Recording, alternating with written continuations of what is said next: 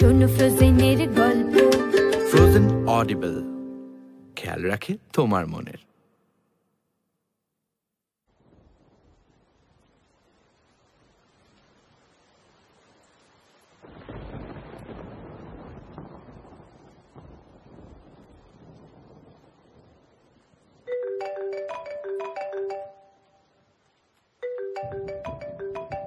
হ্যাঁ শোন, আমার দুটো মাল লাগবে।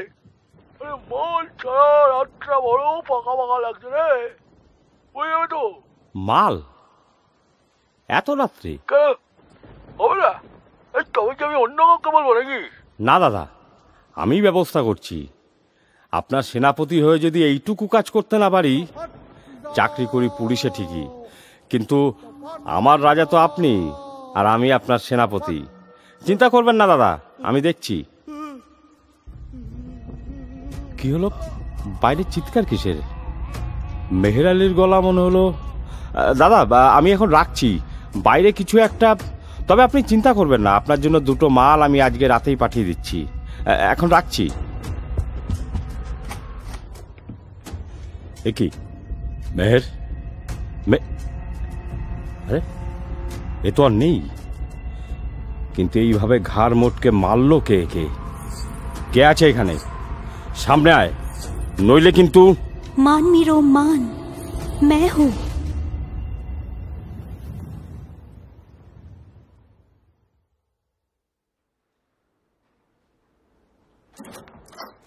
ও অভিক, ভেতরে এসো, ভেতরে এসো, বসো বসো।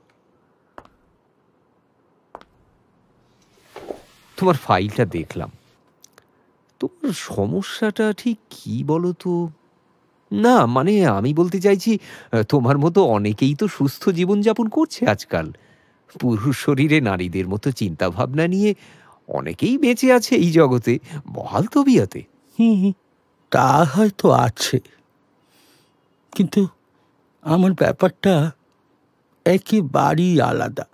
শরীরটা যখন আমার পুরুষালী হয়ে উঠছে, ঠিক তখনই আমি অনুভব করতে শুরু করলাম আমি অন্তর থেকে ছেলে নই, বরং সম্পূর্ণরূপে একজন মেয়ে হয়ে উঠছি।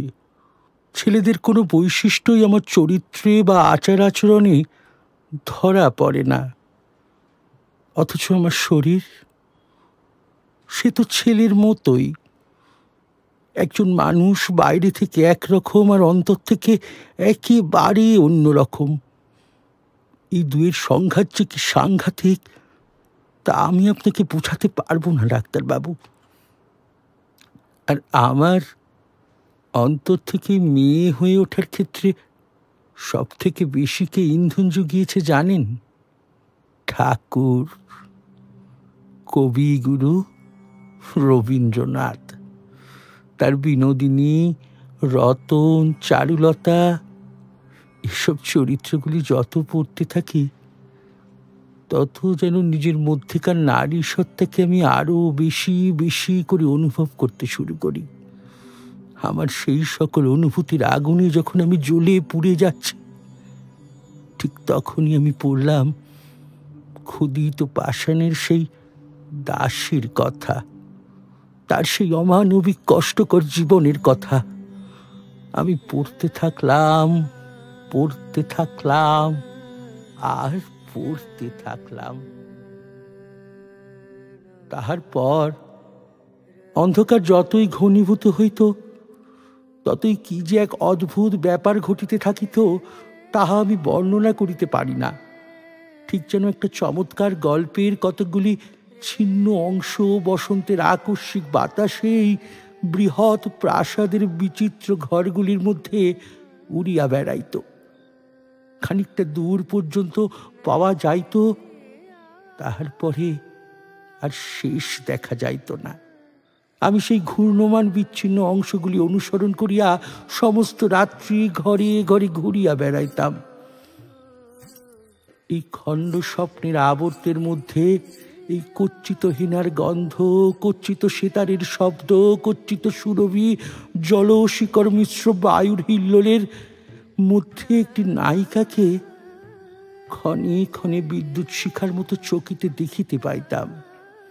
তাহারই জাফরান রঙের পায়জামা এবং দুটি শুভ্র রক্তিম কোমল পায়ে বক্রশীর্ষ জরির চটি পরা, বক্ষে অতি পিনব্ধ জরির ফুলকাটা কাঁচুলি আবদ্ধ, মাথায় একটি লাল টুপি এবং তাহা হইতে সোনার ঝালর ঝুলিয়া তাহার শুভ্র ললাট এবং কপল বেষ্টন করিয়াছে। সে আমাকে পাগল করিয়া দিয়াছিল। আমি তাহারই অভিসারে প্রতি রাত্রে নিদ্রার রসাতল রাজ্যে স্বপ্নের জটিল পথ সংকুল মায়াপুরীর মধ্যে গলিতে গলিতে কক্ষে কক্ষে ভ্রমণ করিয়া বেড়াইয়াছি। কে কে আপনি? ছায়ামূর্তি হয়ে আমার সামনে দাঁড়িয়ে থেকে কোনো লাভ নেই, উত্তর দিন। মেহের আলীকে আপনি মারলেন কেন? কে আপনি? मोनू ने सिनासी, पहचानो मुझे। অদ্ভুত তো, এত রাত্রে আপনি আমার বাড়িতে এলেন কি করে? मरा वाह नवाब खोदने में बारी भेंट देने के लिए। কি এসব কি আবল তাবল বকছেন বলুন তো? শুনুন, আমি পুলিশে আছি, এখানে বেশি টান্ডাই ব্যান্ডাই করলে সোজা এনকাউন্টার করে দেবো। নবাব চৌধুরীকে চেনেন? রাজ্যের মন্ত্রী, উনি আমার দাদা হন, তাই বাঁচতে চান তো সামনে এসে সারেন্ডার করুন। अनट के नवाब एलन दादा, नवाब साहब को अब दादा बुलाया जाता है क्या? কি কে আপনি? সেই মোগল যুগের দাসীবাদীদের মতো কামি যে ভারী ভারী গয়না পরে যাত্রা দলের সখী নাকি? তা কি চান আপনি আমার কাছে? दोस्त दास्तान मोहब्बत के खातिर ही तो हम आजो मर के भी जिंदा अच्छी। দেখুন, যা বলার স্পষ্ট করে বলুন, হেয়ালি শোনার মতো সময় আমার কাছে নেই। তাছাড়া এভাবে ডিউটি আওয়ার্সের পর আমি বাইরে কারোর সাথে দেখা করি না। बामान नपामनिष्ठ मेरे साथ भी नहीं। কেন? কে আপনি? এমন করছেন যেন আপনাকে আমি জন্ম জন্মান্তর ধরে চিনি। नेमिदानम, मुझे नहीं पहचानते? बरिच में शुश्ता नदी के पास शाह महमूद का वो महल, और मैं कुछ भी पहचानो ना तुम्ही। इगे मोनो फरामोश कोनी, भूल गए मुझे इतनी जल्दी? पहले तो रात रात भर बिताते थे मेरे साथ, कहते थे तुम्हारे दिल के अंदर मैंने अपनी महल बना ली है। मेरी अदा के आगोश में अपनी रातों की नींद को भी लुटाते थे तुम, और अब मुझे ही भूल गए। কে হেবে? শুনুন, আপনি কি বলছেন আমি কিছু বুঝতে পারছি না। আর আপনি যদি আমার কথা না শোনেন তাহলে কিন্তু আপনাকে চরম শাস্তি পেতে হবে। और कितनी हमें सजा दोगे तुम जालिम? अपने मोहब्बत के आर में तुम्हारे इश्क के बदौलत जन्नत तो छोड़ो, जहन्नुम भी नसीब ना हुई हमें।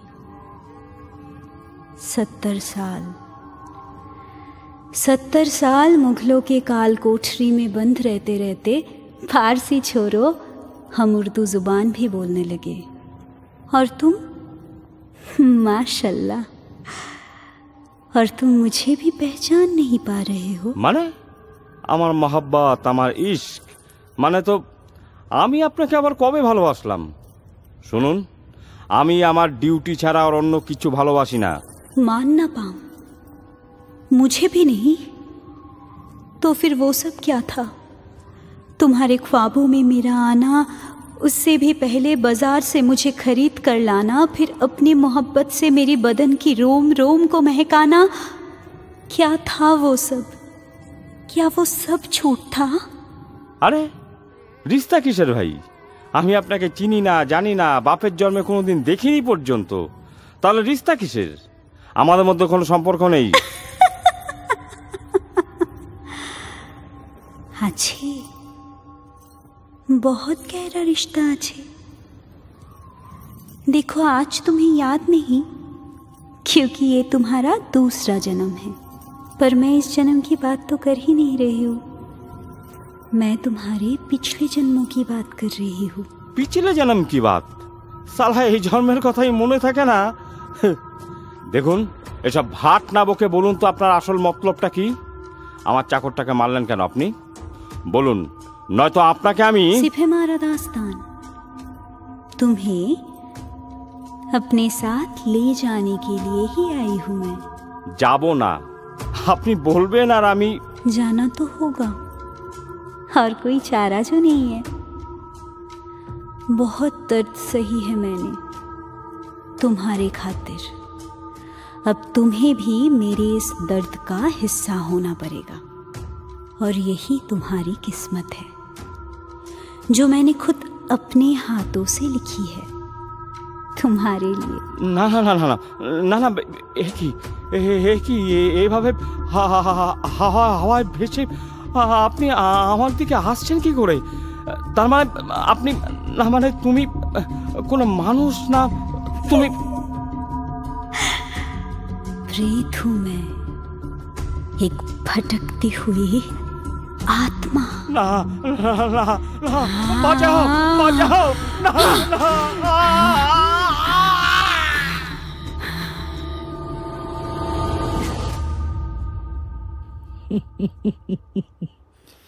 এতদিনে সে দাসীর আত্মা মুক্তি পেতে চলেছে, বুঝলেন ডাক্তারবাবু? আচ্ছা, তুমি কি করে জানলে? আমি না তোমার রোগটা ঠিক এখনো বুঝে উঠতে পারছি না। তুমি এখানে এসেছো কেন? না, আমি বলছি অনেক ছেলেই তো অন্তর থেকে নারী হয়, তাদের সাইকোলজিক্যাল ডিসঅর্ডার কিছু হয় মানছি, কিন্তু তুমি তো দেখছি সে সব কিছুকেই মানিয়ে নিয়েছো। তাহলে তোমার আমার কাছে আসার দরকারটা কি ছিল? এখানে কেন এসেছো তাই বলো। ও মা, গল্প শোনাতে। আপনি তো মানুষের গল্প শুনতেই সব থেকে বেশি ভালোবাসেন। আপনার পেশেন্টরা তো আমাকে তাই বলল। আপনি নাকি শুধু গল্প শুনে আর গল্প করেই মানুষজনের মনের রোগ সারাতে পারেন। তাই ভাবলাম, মনের রোগ সারাতে হলে তো মনের গল্প আমাকে শুনতেই হবে, কিন্তু আমি যেসব মনের গল্প শুনি সে সব কটা মনই অসুস্থ থাকে। তুমি কি মনে করো তোমার মনও কি অসুস্থ? করতাম না যদি ওই ক্ষুদিত পাষাণের এই দাসী চরিত্র আমার এতদিনের বিশ্বাস আর চেতনাকে নাড়া দিয়ে না যেত। রবি ঠাকুরের বাকি সব নারী চরিত্রের মতোই এই চরিত্রের কথা ভেবেও আমার কেবল রাগ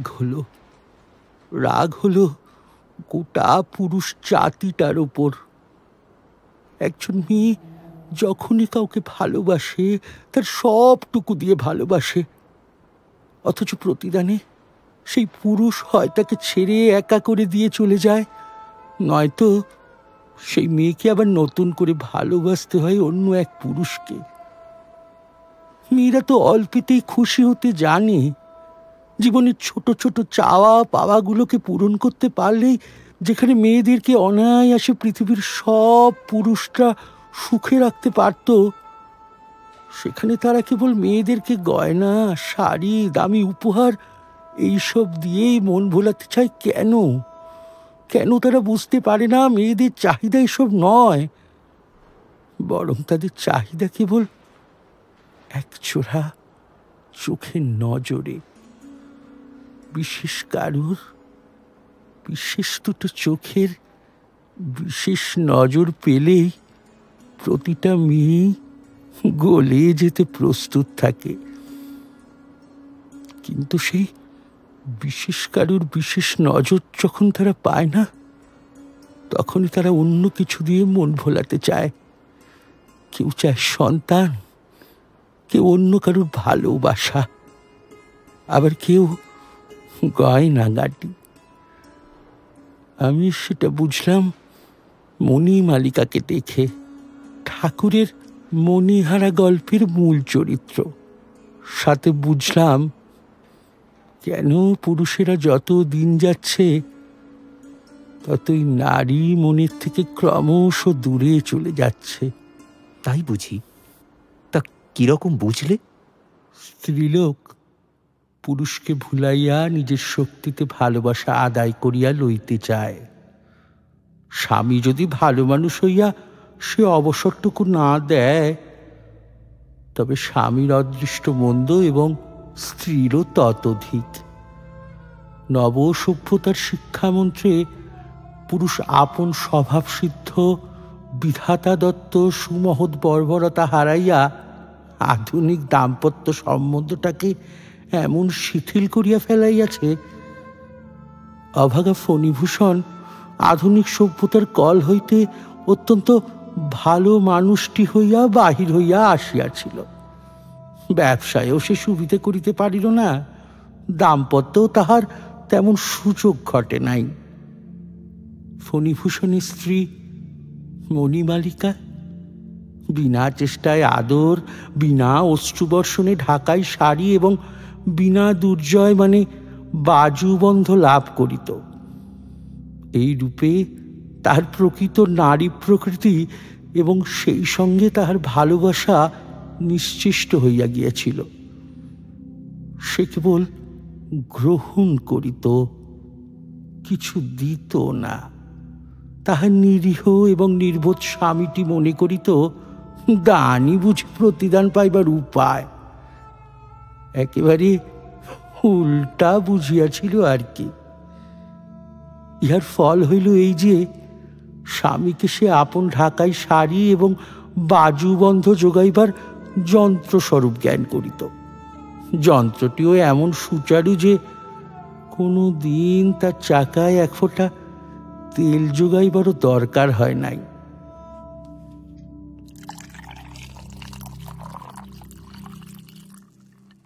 শোনো, অংশুমান আচার্যি কারুর ধার ধারে না, বুঝেছ? তোমার যেতে হয় তুমি যাও, আমার তোমাকে লাগবে না। লাগবে না?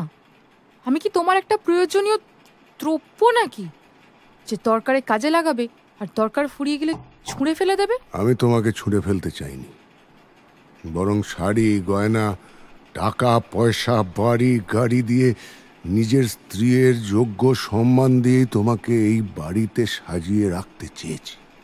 কিন্তু না, তোমার তো তাতে মন ভরে না। যত সব ছেদ অপ্রয়োজনীয় জিনিসের প্রতি তোমার যত মায়া, আর আমি সেগুলোর সাথে খাপ খাওয়াতে না পারলি ব্যাস যত ঝামেলা শুরু। আমার জন্মদিন, আমাদের বিবাহ বার্ষিকী, এগুলো তোমার কাছে ছেঁদো জিনিস? তা নয় তো কি? কি আরে বাবা, ব্যবসার কাজে আমাকে হিল্লি দিল্লি করে বেড়াতে হয়, অত কি মাথায় থাকে নাকি?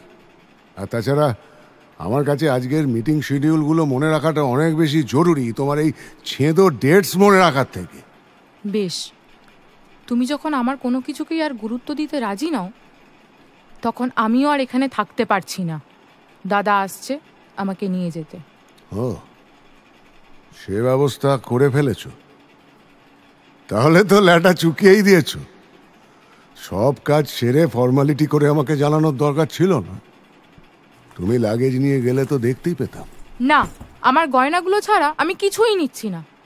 এরপর আমাকেও তো জীবনটা বাঁচতে হবে, তাই ধরে নাও ওগুলোই তোমার আমাকে দেওয়া খোরপোশ। হ্যাঁ হ্যাঁ, ঠিক আছে ঠিক আছে। অংশুমান আচার্য ওরকম অনেক গয়না আরো বানাতে।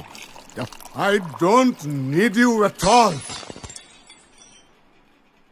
ফণিভূষণ স্ত্রীর সম্বন্ধে খোঁজ খবর নেওয়ার কোনো রূপ চেষ্টা করিতে চাহিল না। মনে করিল যদি ইচ্ছা হয় তো ফিরিয়া আসিবে। বৃদ্ধ ব্রাহ্মণ গোমস্থা আসিয়া কহিল, চুপ করিয়া থাকিলে কি হইবে, কর্তৃবধূর খবর লওয়া চাইত। এই বলিয়া মণিমালিকার পিত্রালয়ে লোক পাঠাইয়া দিল। সেখান হইতে খবর আসিল মণি অথবা মধু এ পর্যন্ত সেখানে পৌঁছে নাই। তখন চারিদিকে খোঁজ পড়িয়া গেল। নদী তীরে তীরে প্রশ্ন করিতে করিতে লোক ছুটিল। মধুর তল্লাশ করিতে পুলিশে খবর দেয়া হইল কোন নৌকা, নৌকার মাঝি কে, কোন পথে তাহারা কোথায় চলিয়া গেল, তাহার কোনো সন্ধান মিলিল না। সর্বপ্রকার আশা ছাড়িয়া দিয়া একদিন ফণিভূষণ সন্ধ্যাকালে তাহার পরিত্যক্ত শয়নগৃহের মধ্যে প্রবেশ করিল। সেদিন জন্মাষ্টমী।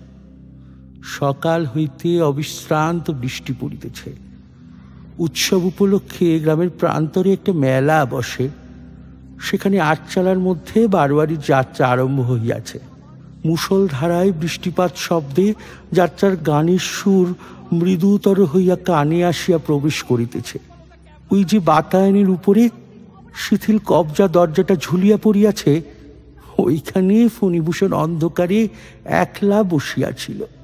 পাতলার হাওয়া, বৃষ্টির ছাট এবং যাত্রার গান ঘরের মধ্যে প্রবেশ করিতেছিল।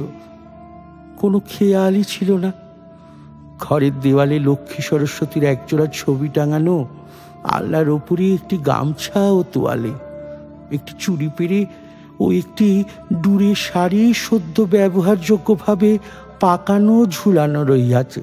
ঘরের কোণে টিপাইয়ের উপরে পিতলের ডিবায় মণিমালিকার স্বহস্ত রচিত গুটিকত পান শুষ্ক হইয়া পড়িয়া আছে। কাঁচের আলমারির মধ্যে তাহার আবল্য সঞ্চিত চিনির পুতুল, এসেন্সের শিশি, রঙিন কাঁচের ডিক্যান্টার, শৌখিন তাস, সমুদ্রের বড় বড় কড়ি, এমনকি শূন্য সাবানের বাক্সগুলি পর্যন্ত অতি পরিপাটি করিয়া সাজানো। যে অতি ক্ষুদ্র গোলক বিশিষ্ট ছোট শখের কেরোসিন ল্যাম্প সে নিজে প্রতিদিন প্রস্তুত করিয়া স্বহস্তে জ্বালাইয়া কলঙ্গিটির ওপর রাখিয়া দিত, তাহাও যথাস্থানে নির্বাপিত এবং ম্লান হইয়া দাঁড়াইয়া আছে। কেবল সেই ক্ষুদ্র ল্যাম্পটি এই শয়নকক্ষে মণিমালিকার শেষ মুহূর্তের নিরুত্তর সাক্ষী। সমস্ত শূন্য করিয়া যে চলিয়া যায়, সেও এত চিহ্ন, এত ইতিহাস, সমস্ত জড় সামগ্রীর ওপর আপন সজীব হৃদয়ের এত স্নেহ স্বাক্ষর রাখিয়া যায় যে। এসো মণিমালিকা, এসো। তোমার দীপটি তুমি জ্বালাও, তোমার ঘরটি তুমি আলো করো। আয়নার সম্মুখে দাঁড়াইয়া তোমার যত্ন কুঞ্চিত শাড়িটি তুমি পরো।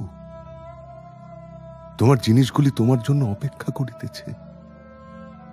তোমার কাছ হইতে কেহ কিছু প্রত্যাশা করে না, কেবল তুমি উপস্থিত হইয়া মাত্র তোমার অক্ষয় যৌবন, তোমার অম্লান সৌন্দর্য লইয়া চারিদিকের এই সকল বিপুল বিক্ষিপ্ত অনাথ জড় সামগ্রী রাশিকে একটি প্রাণের ঐক্যে সঞ্জীবিত করিয়া রাখো। এই সকল মুখ প্রাণহীন পদার্থের অব্যক্ত ক্রন্দন গৃহকে শ্মশান করিয়া তুলিয়াছে। গভীর রাত্রি, কখন এক সময় বৃষ্টির ধারা এবং যাত্রার গান থামিয়া গেছে। ফণিভূষণ জানালার কাছে যেমন বসিয়াছিল তেমনি বসিয়া আছে। বাতায়নের বাহিরে এমন একটা জগৎব্যাপী নিরন্ধ অন্ধকার যে তাহার মনে হইতেছিল যেন সম্মুখে জমালয়ের একটা অভ্রবেদী সিংহদ্বার, যেন এইখানে দাঁড়াইয়া কাঁদিয়া ডাকিলে চিরকালের লুপ্ত জিনিস অচিরকালের মতো একবার দেখা দিতেও পারে। এই মসীকৃষ্ণ মৃত্যুর পটে এই অতি কঠিন নিকষ পাষাণের উপর সেই হারানো সোনার একটি রেখা পড়িতেও পারে। এমন সময় একটা ঠক ঠক শব্দের সঙ্গে সঙ্গে গহনা ঝমঝম শব্দ শোনা গেল। ঠিক মনে হইল শব্দটা নদীর ঘাটের উপর হইতে উঠিয়া আসিতেছে। তখন নদীর জল এবং রাত্রির অন্ধকার এক হইয়া মিশিয়া গিয়াছিল। পুলকিত ফণিভূষণ দুই উৎসুক চক্ষু দিয়া অন্ধকার ঠেলিয়া ঠেলিয়া ফুরিয়া ফুরিয়া দেখিতে চেষ্টা করিতে লাগিল। স্ফীত হৃদয় এবং ব্যগ্র দৃষ্টি ব্যথিত হইয়া উঠিল। কিছুই দেখা গেল না। দেখিবার চেষ্টা যতই একান্ত বাড়িয়া উঠিল, অন্ধকার ততই যেন ঘনীভূত, জগৎ ততই যেন ছায়াবৎ হইয়া আসিল। প্রকৃতি নিশীথ রাত্রে আপন মৃত্যু নিকেতনের গবাক্ষ দ্বারে অকস্মাৎ অতিথি সমাগম দেখিয়া দ্রুত হস্তে আরো একটু বেশি করিয়া পর্দা ফেলিয়া দিল। শব্দটা ক্রমে ঘাটের সর্বোচ্চ সোপানতল ছাড়িয়া বাড়ির দিকে অগ্রসর হইতে লাগিল। তারপর বাড়ির সম্মুখে আসিয়া তা থামিল। কে? দরজার বাইরে কে দাঁড়িয়ে আছো? বুঝেছি, মেঘলা। আমি জানতাম তুমি ঠিক ফিরে আসবে। আরে বাবা, আমাকে ছেড়ে, এই আরামায়েশের জীবন ছেড়ে তুমি কি কখনো বাপের বাড়ি থাকতে পারো? এসো এসো এসো, ভেতরে এসো। এতদিনেও আমায় চিনতে পারলে না? আমি মনি। কে মনি? হো, বুঝেছি। You are joking with me. ভাবছো তোমার জন্মদিন, বিবাহবার্ষিকীর ডেটগুলোর মতন তোমার নামটাও আমি বুঝি ভুলে যাও? আরে বাবা, এই তো তুমি সেদিন গেলে, 7 দিন মাত্র হলো, এরই মধ্যে তোমায় ভুলে যাও হয়? আচ্ছা, তোমার গলাটা এরকম ধরা ধরা লাগছে কেন? ও, বুঝেছি, ও বাড়িতে গিয়ে খুব কান্নাকাটি করেছো বুঝি? না, কাঁদতে কাঁদতে চোখের জল যে আমার শুকিয়ে গেছে। অযথা তাই আর কেঁদে সময় নষ্ট করিনি। তবে কি করলে?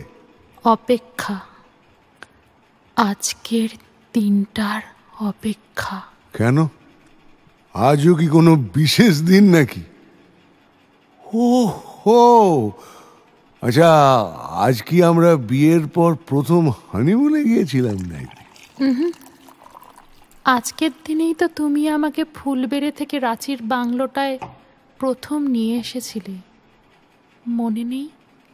ফুলবেড়ে? সেটা কোথায়? রাঁচি আমি কয়েকবার গেছি বটে, কিন্তু তোমাকে নিয়ে তো কোনোদিন। গেছো গেছো, আজ তোমার মনে নেই, কিন্তু সেদিন আমার পরিবারের থেকে আমাকে আলাদা করে দিয়ে তুমি আমাকে তোমার ওই রাঁচির বাড়িটাতেই তো রেখেছিলে। এসব কি আজগুবি কথা তুমি বলছো মেঘলা? আহ, এই ঘরটাও এত অন্ধকার যে আমি তোমাকে ভালো করে দেখতে পর্যন্ত পাচ্ছি না। আমি তোমাকে রাঁচি কবে নিয়ে গেলাম? আমার তো সেখানে কোনো প্রপার্টি কোশমিনকালেও ছিল না। তাহলে কোন বাড়িতে রাখলাম তোমায়? বুঝেছি, তুমি ভাবছো আমি মাতাল হয়ে গেছি, তাই তো? মেঘলা, এই আমি যতই নেশাতুর অবস্থায় থাকি না কেন, না আজগুবি কথা বলি না শুনি। আর তাই বললাম তো, তোমার কিছুই মনে পড়বে না। তোমার স্মৃতি বড় দুর্বল, ঠিক তোমার মানুষের মন বোঝার ক্ষমতার মতোই দুর্বল। আমি মানুষ চিনতে পারি না? আরে বাবা, আমি সারাদিন সারা পৃথিবীর মানুষ চড়িয়ে খাই। কি মনে করো এই এত বড় ব্যবসা, এত প্রপার্টি সব এমনি এমনি হলো? No, never never. এই সব কিছু আমার মেহনতের ফল। আর তুমি বলছো আমি মানুষ চিনি না? ব্যবসাদার হিসেবে তুমি বরাবরই খুব ভালো, কিন্তু নিজের বউয়ের মন বোঝার ক্ষেত্রে তুমি অবুঝ, সেই অবুঝই রয়ে গেলে। না পেরেছ এ জন্মে অংশুমান আচার্য হয়ে মেঘলার মন বুঝতে, না পেরেছিলে সেই জন্মে ফণীভূষণ হয়ে মণিমালিকার মন বুঝতে। তোমার মন বোঝা আমার বাবারও দুঃসাধ্য, কিন্তু এই মণিমালিকাটিকে, এ তো মনে হচ্ছে একেবারে রবি ঠাকুরের গল্প থেকে উঠে আসা কোনো নায়িকা। ঠিক তাই, তার হাত ধরেই মণিমালিকা জীবন্ত হয়ে উঠেছে, বলেছে প্রতিটা মেয়ের মনের কথা, বুঝিয়েছে আমি স্বার্থপর ছিলাম, লোভী ছিলাম, স্ত্রী ধর্ম আমি পালন করিনি,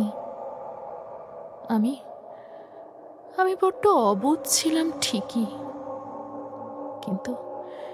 কিন্তু তা আমি হয়েছিলাম কেবল তোমার জন্য। আমার না সত্যি এবার সবকিছু মাথার উপর দিয়ে যাচ্ছে। একটু খোলসা করে বলবে প্লিজ? কি আর বলবো, আর বললেই বাকি তুমি বুঝবে ভাবছো? না তুমি আমার কথা সেই জন্মে বুঝেছিলে, না এই জন্মে বুঝতে পারবে। পারবো পারবো, ঠিক পারবো। একটু বুঝিয়ে বলো না মাইরি।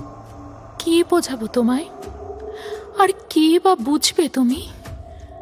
বুঝতে পারবে? বুঝতে পারবে আমার মনের যন্ত্রণাগুলোকে? আমার বাড়ি থেকে আমাকে নিয়ে আসার পর রাঁচিতে এনে একেবারে জনমানবহীন নির্জন একটা জায়গায় নির্বাসন দিয়ে দিলে নির্দ্বিধায়। তুমি রইলে তোমার পরিবারের সঙ্গে ফুল বেড়েতে। মানছি তোমার মা বাবা ছিল না, কিন্তু আত্মীয় স্বজন তো ছিল। কিন্তু এখানে আমার যে কেউ ছিল না, এমনকি একটা কাজের লোক পর্যন্ত না। সারাটা দিন অত বড় একটা বাড়িতে কিভাবে দিন কাটতো আমার জানতে চেয়েছো কোনোদিন? জানতে চেয়েছো তুমি না থাকাকালীন সেই রাতগুলো আমি কি দুর্বিষহভাবে কাটাতাম? হাউ হাউ করে কাঁদলেও এমন কেউ ছিল না যে আমার পাশে বসে আমাকে সান্ত্বনা দেবে। ভাবলাম ছেলে পুলে হলে হয়তো, কিন্তু না, সে সুখ থেকেও বিধাতা আমাকে বঞ্চিত করলেন। তুমি মেতে রইলে তোমার জগতে। যখন আসতে হাতে করে নতুন নতুন গয়না, দামি শাড়ি, আমার কাছে তোমার ভালোবাসা বলে তো পড়েছিল শুধু ওই প্রাণহীন সোনার গয়নাগুলো, বাজারে যার অনেক দাম। কিন্তু আমার কাছে প্রথমে সেগুলোর কোনো মূল্যই ছিল না, কারণ আমি তোমাকে, তোমার ভালোবাসাকে দাম দিতে চেয়েছিলাম, কেবল শুধু তোমার ভালোবাসাকে।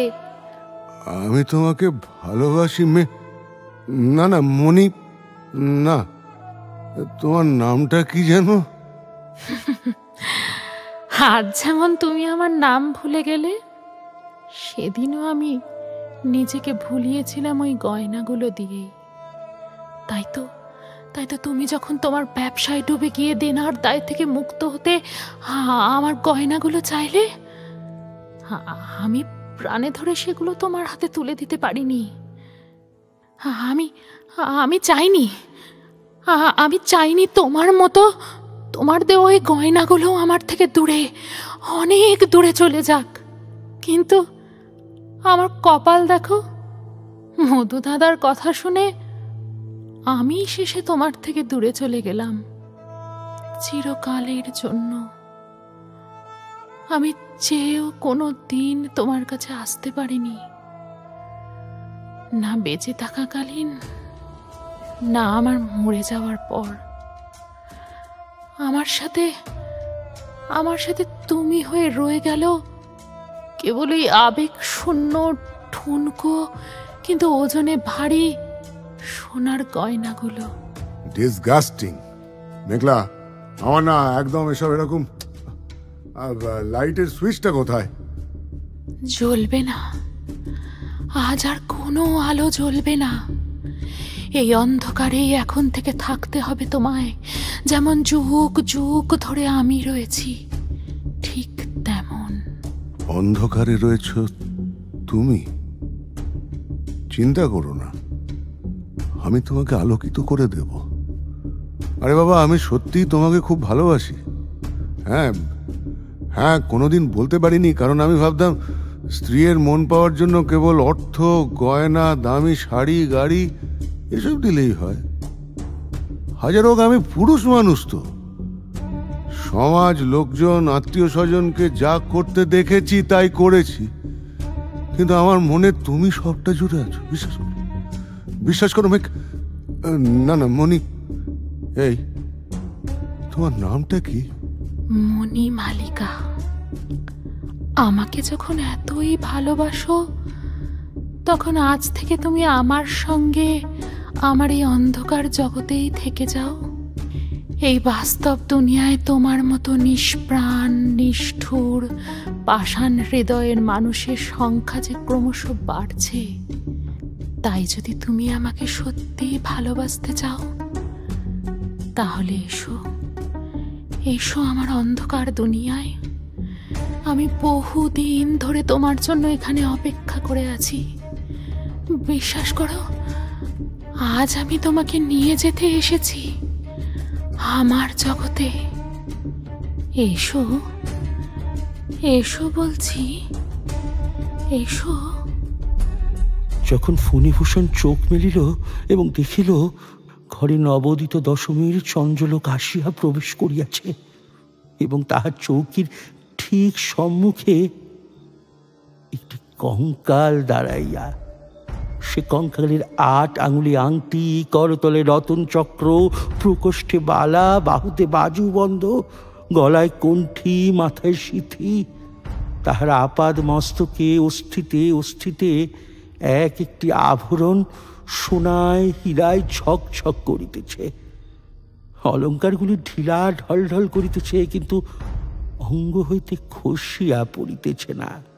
সর্বাপেক্ষা ভয়ঙ্কর তার অস্থিময় মুখে তাহার 2 চক্ষু ছিল সজীব।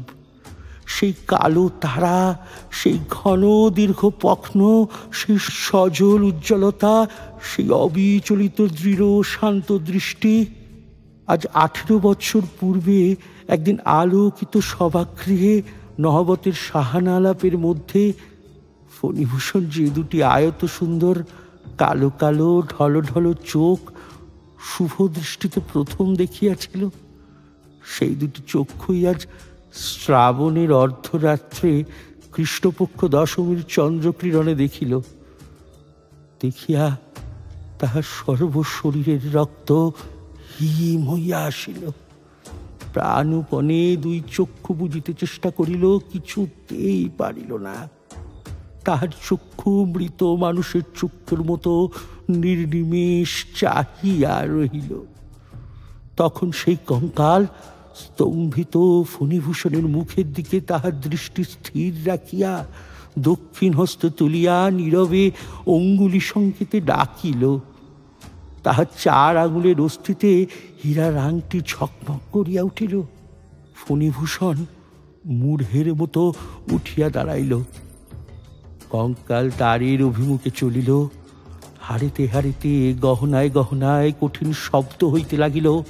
ফণিভূষণ পাশবদ্ধ পুত্তলির মতো তাহার পশ্চাৎ পশ্চাৎ চলিল। বারান্দা পার হইল। নিবিড় অন্ধকার গোল সিঁড়ি ঘুরিয়া ঘুরিয়া খটখট ঠক ঠক ঝমঝম করিতে করিতে নিচে উত্তীর্ণ হইল। নিচেকার বারান্দা পার হইয়া জনশূন্য দ্বীপহীন দেউরিতে প্রবেশ করিল। অবশেষে দেউরি পার হইয়া ইটের খোয়া দেওয়া বাগানের রাস্তায় বাহির হইয়া পড়িল। খোয়াগুলি অস্থিপাতে কর কর করিতে লাগিল। সেখানে ক্ষীণ জ্যোৎস্না ঘন ডালপালার মধ্যে আটক খাইয়া কোথাও নিষ্কৃতির পথ পাইতেছিল না। সেই বর্ষার নিবিড় গন্ধ, অন্ধকার ছায়াপথ, জোনাকির ঝাঁকের মধ্যে দিয়া উভয় নদীর ঘাটে আসিয়া উপস্থিত হইল। ঘাটের যে ধাপ বাহিয়া শব্দ উপরে উঠিয়াছিল, সেই ধাপ দিয়া অলঙ্কৃত কঙ্কাল তাহার আন্দোলনহীন ঋজু গতিতে কঠিন শব্দ করিয়া এক পা নামিতে লাগিল। পরিপূর্ণ বর্ষা নদীর প্রবল স্রোত জলের উপর জ্যোৎস্নার একটি দীর্ঘ রেখা ছিকছিক করিতেছে। কঙ্কাল নদীতে নামিল। অনুবর্তী ফণিভূষণ জলে পা দিল। জল স্পর্শ করিবা মাত্র ফণিভূষণের তন্দ্রা ছুটিয়া গেল। সম্মুখে আর তাহার পথ প্রদর্শক নাই, কেবল নদীর পরপারে গাছগুলো স্তব্ধ হইয়া দাঁড়াইয়া এবং তাহাদের মাথার উপর খণ্ড চাঁদ শান্ত অবাকভাবে চাহিয়া আছে। আপাদ মস্তক বারংবার শিহরিয়া শিহরিয়া স্খলিত পদে ফণিভূষণ স্রোতের মধ্যে পড়িয়া গেল।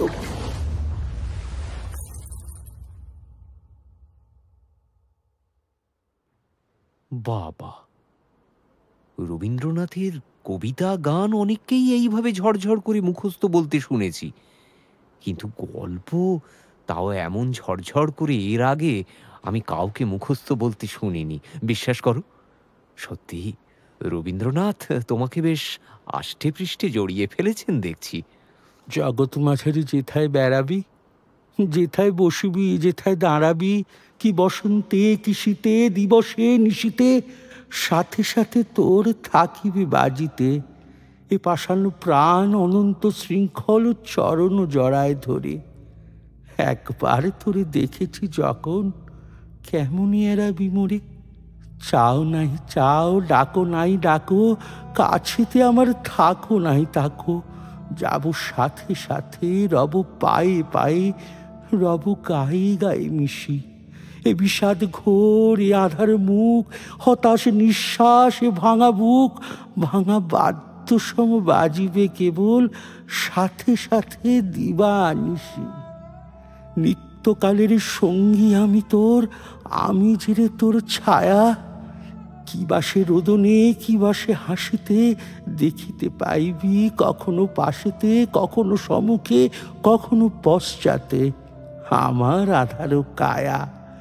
গভীর নিশীতে একাকী যখন বসিয়া মলিন প্রাণী, চমকি উঠিয়া দেখিবি তরাসে, আমিও রয়েছি বসে তোর পাশে, চেয়ে তোর মুখ পানে। যেদিকেই তুই ফিরাবি বয়ান, সেদিকেই আমি ফিরাবো নয়ান। যেদিকে চাহিবি আকাশে আমার আধার মূরতি আঁকা, সকলই পড়িবে আমার আড়ালে, জগৎ পড়িবে ঢাকা। রাহুর প্রেম?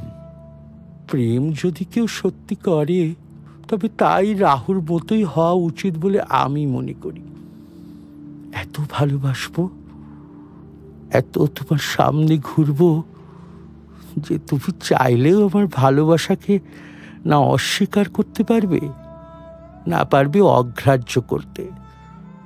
স্বীকার তোমায় করতেই হবে, সে তুমি মনে মনে করো আর। তোমার জীবনে এরকম কেউ এসেছে নাকি? কত আসে যায়। এই যে তুমি আমাকে স্পর্শ করছো, আমার সাথে কথা বলছো, আমার মনের কথাগুলো শুনছো, এগুলো প্রেমেরই লক্ষণ গো। না, একেবারেই না। আমি যা করছি তা কেবল একজন ডাক্তারের লক্ষণ। একজন ডাক্তার তার পেশেন্টের সঙ্গে যেভাবে মেশে, বিশেষ করে কোনো সাইকোলজিস্ট তার পেশেন্টের কাছ থেকে যা যা জানতে চায়, আমিও তাই জানতে চাইছি কেবল। তোমাকে যতবার ছুঁয়েছি সেই মানসিকতা নিয়েই ছুঁয়েছি। তুমি অন্য মানসিকতা নিয়ে ছুঁয়েছো মানছি, কিন্তু আমি যদি সেই মানসিকতা নিয়েই তোমার স্পর্শগুলি গ্রহণ করে থাকি, তাহলে বুঝবো তোমার মনের নয়, মাথার ডাক্তার দেখানো উচিত। আমি যদি মেয়ে হতাম তাহলেও তুমি এই কথাই বলতে? অবশ্যই। ডাক্তারের কাছে তার পেশেন্ট শুধু একজন পেশেন্ট, নাথিং এলস। সে ছেলে হোক বা মেয়ে। পারতেই না। মেয়ে সাজলে আমাকে অদ্ভুত সুন্দর লাগে জানো। আমি লক্ষ্য করে দেখেছি, আমি যখন চলিতাম তখন আপনি বুঝিতে পারিতাম যে একখণ্ড হীরা নড়াইলে তাহার চারিদিক হইতে যেমন আলো ঝকমক করিয়া উঠে, আমার দেহের প্রত্যেক গতিতে তেমনই সৌন্দর্যের ভঙ্গি নানা স্বাভাবিক হিল্লোলে চারিদিকে ভাঙিয়া পড়িত। আমি মাঝে মাঝে অনেকক্ষণ ধরিয়া নিজের হাত দুখানি নিজে দেখিতাম। পৃথিবীর সমস্ত উদ্ধত পুরুষের মুখে রাস লাগাইয়া মধুরভাবে বাগাইয়া ধরিতে পারে এমন দুখানি হাত।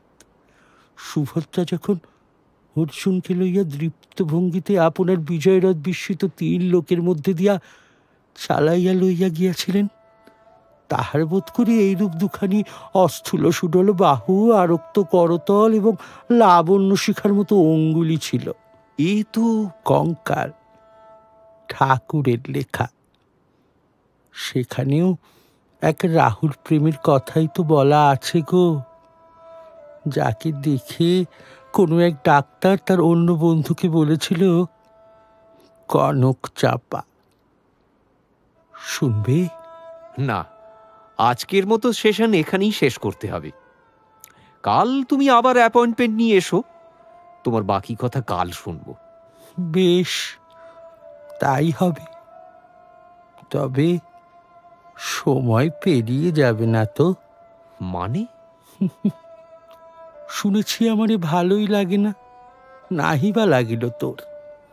কঠিন বাঁধনে চরণ বেরিয়া, চিরকাল তোরে রব আঁকড়িয়া, লৌহ শৃঙ্খলের ডোর। তুই তো আমার বন্দি অভাগিনী, বাঁধিয়াছি কারাগারে। প্রাণেরও শৃঙ্খল দিয়েছি প্রাণেতে, দেখি কে খুলিতে পারে।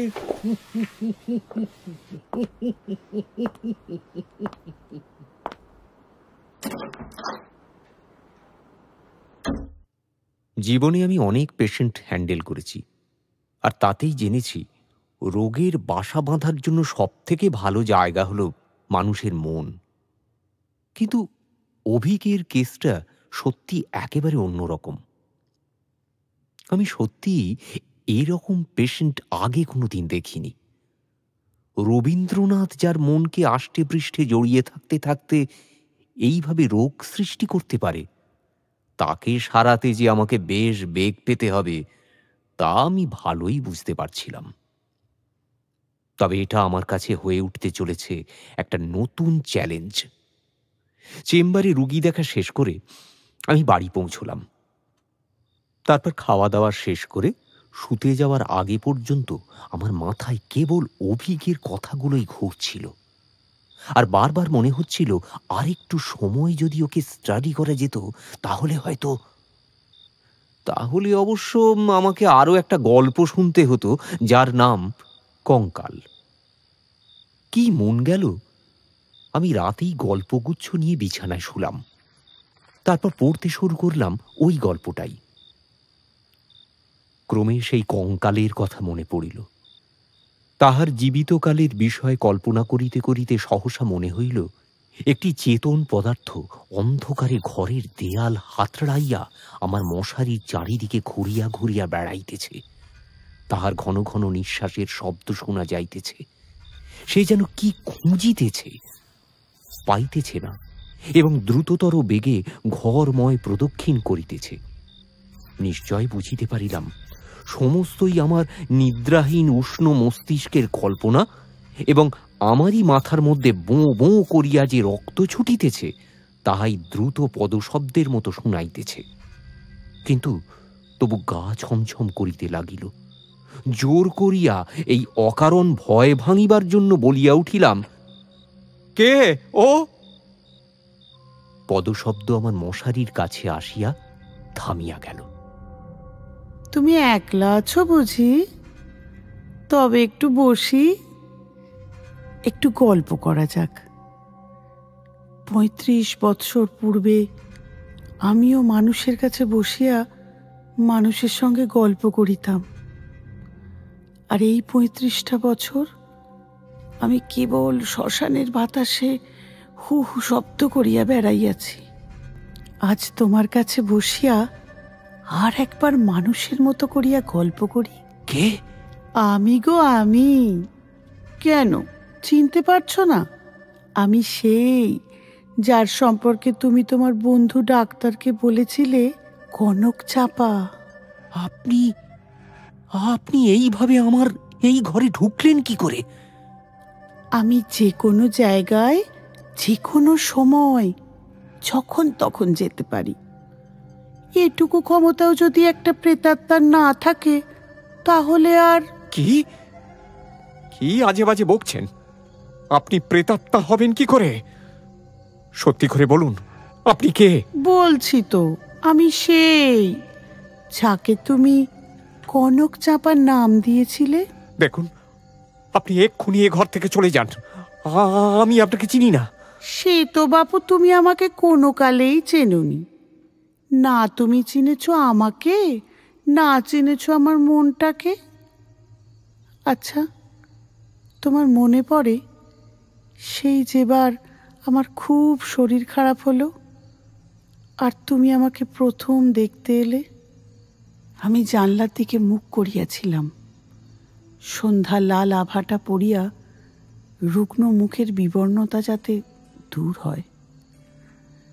ডাক্তার যখন ঘরে ঢুকিয়াই আমার মুখের দিকে একবার চাহিলেন, তখন আমি মনে মনে ডাক্তার হইয়া কল্পনায় নিজের মুখের দিকে চাহিলাম।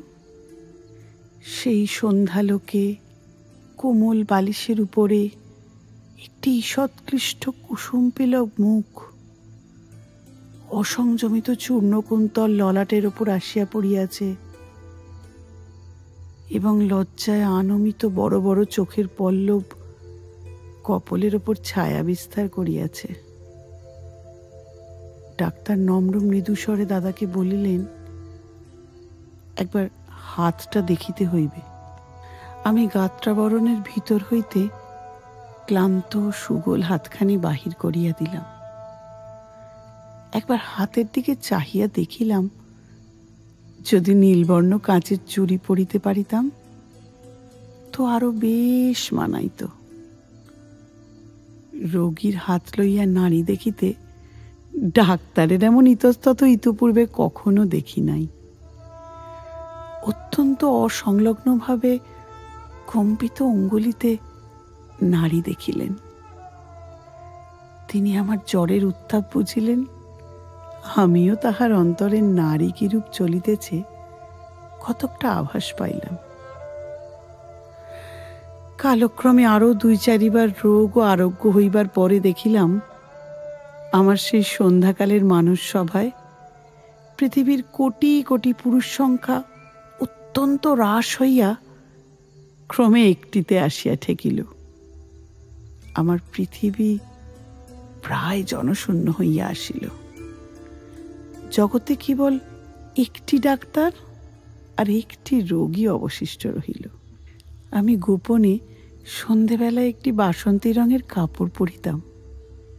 ভালো করিয়া খোপা বাঁধিয়া মাথায় একগাছি বেলফুলের মালা জড়াইতাম। একটি আয়না হাতে লইয়া বাগানে গিয়া বসিতাম।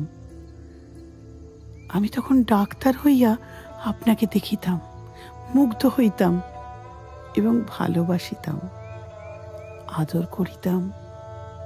অথচ প্রাণের ভিতরে একটি দীর্ঘ নিঃশ্বাস সন্ধ্যা বাতাসের মতো হু হু করিয়া উঠিত। অভিক না, আমি সেই যে এক জনমে তোমার জন্য মরেছিল, তোমাকেও মেরেছিল। তারপর থেকে তুমি তো প্রতিবার জন্ম নিলে, কিন্তু আমি রয়ে গেলাম কেবল তোমার প্রতীক্ষায়। ভাবলাম এক না এক জনমে তুমি নিশ্চয়ই আমার মনের ভিতরটা দেখতে পাবে, বুঝবে আমি কি চাই, কেন সেদিন আমি। মিথ্যে বলছো তুমি, তুমি অভিক। আমি এই গলা চিনি, আজ অনেকক্ষণ এই গলা শুনেছি, কিন্তু কিন্তু তুমি এখন এই বেশে, এই বিধবার রূপ ধরে আমার বাড়িতে কেন? একেই তো বলে রাহুর প্রেম গো। দেখো, সবাই শুনছে আমি মেয়ে মানুষের গলায় কথা বলছি, অথচ তুমি শুনছো কোন হতচ্ছাড়া অভিকের গলা। তবে কি তুমি সত্যিই ওকে? না, খবরদার, তুমি চলে যাও, চলে যাও এখান থেকে। আমার সামনে বিয়ে, এসব নিয়ে ভাবার সময় আমার নেই। সেদিনও তো তোমার বিয়েই ছিল, ওই যে সেদিন যেদিন। ডাক্তার রোগী দেখিয়া সন্ধ্যার পূর্বে ঘরে আসিলে প্রচুর পরিমাণে হাসিতে হাসিতে বলিলাম, কি ডাক্তার মহাশয়, আজ নাকি আপনার বিবাহ? আমার প্রফুল্লতা দেখিয়া ডাক্তার যে কেবল অপ্রতিভ হইলেন তাহা নয়, ভারী বিমর্ষ হইয়া গেলেন। জিজ্ঞাসা করিলাম, বাজনাবাদ্য কিছু নাই যে? শুনিয়া তিনি ঈষৎ একটু নিঃশ্বাস ফেলিয়া বলিলেন, বিবাহ ব্যাপারটা কি এতই আনন্দের? শুনিয়া আমি হাসিয়া অস্থির হইয়া গেলাম। এমন কথাও তো কখনো শুনি নাই। আমি বলিলাম, সে হইবে না, বাজনা চাই, আলো চাই।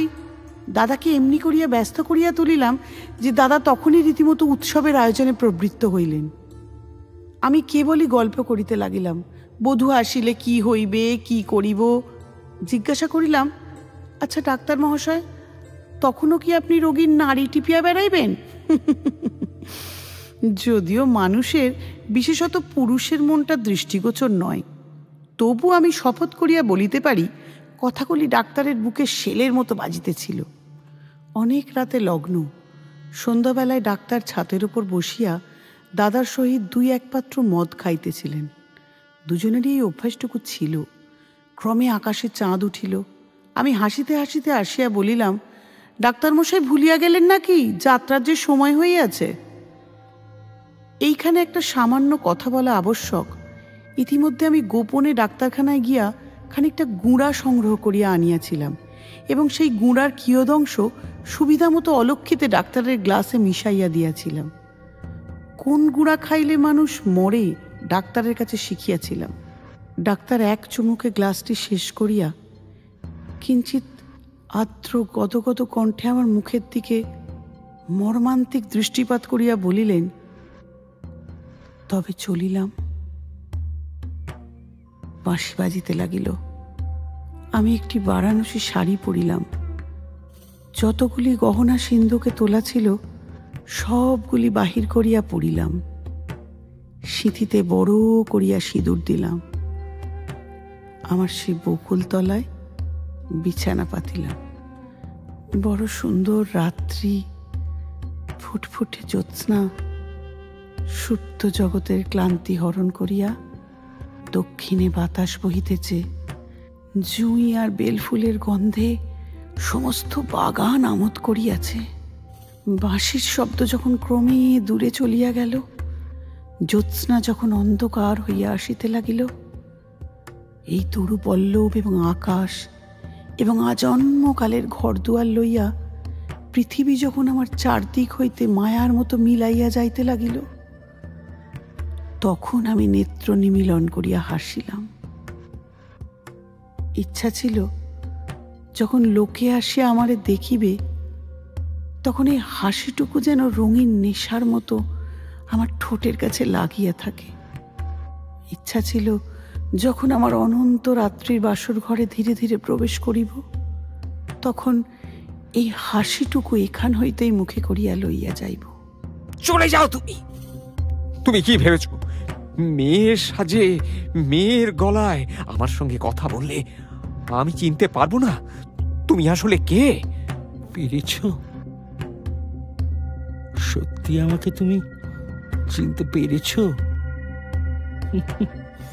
ওরা পারেনি জানো। এর আগেও আমি একবার সেই দাসী সেজে আর একবার মণিমালিকা সেজে ওদের সামনে গিয়েছিলাম। ওরা আমাকে কেউ চিনতে পারেনি, আর তাই তো আমি ওদের দুজনকেই শেষ করে দিয়েছি। এবার তোমার পালা। তুমিও তো সেই ডাক্তার যে সেদিন কাউকে কনক চাপা বলেও সেই কনক চাপাকে নিজের করে নাওনি। আজ আমাকেও নিচ্ছ না, তাই? এই বলেই অভিক মুহূর্তের মধ্যে আমার উপর ঝাঁপিয়ে পড়ে। আমি আপ্রাণ চেষ্টা করেও ওকে সরাতে পারলাম না। তারপরেই ও আমার খাটের পাশ থেকে একটা ভারী ফুলদানি তুলে নিয়ে নিমেষের মধ্যে আমার মাথায় মারে। আমার চোখের সামনেটা প্রথমে অন্ধকার হয়ে যায়। প্রচন্ড যন্ত্রণায় আমি যখন ছটফট করতে থাকি, কিন্তু তাও ও নিজের হাত থামায় না, ক্রমাগত আমাকে মেরেই যায়। ক্রমশ আমার শরীর নিস্তেজ হয়ে আসে। তারপরেই আমি যেন নিজেকে খুব হালকা অনুভব করতে থাকি। শরীরের সব ব্যথা যন্ত্রণা উধাও বুঝে মুহূর্তে চোখ খুলতেই দেখি আমি হাওয়ায় ভাসছি, আর আমার সামনে পড়ে আমার নিথর দেহ। অভিক মুহূর্তে পকেট থেকে কিছু একটা বার করে মুখের মধ্যে পুরে দেয়, আর তারপর সেও লুটিয়ে পড়ে আমার নিথর শরীরের পাশে। তারপরই আমি তাকে দেখতে পাই ঠিক আমার পাশটিতে, আমারই মতো হাওয়ায় ভাসতে।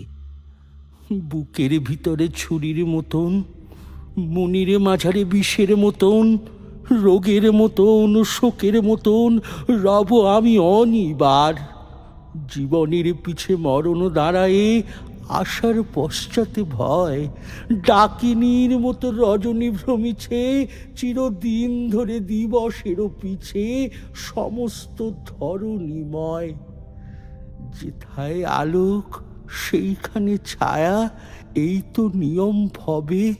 অরূপের কাছে চিরদিন তাই, এ ক্ষুধা জাগিয়া রবে।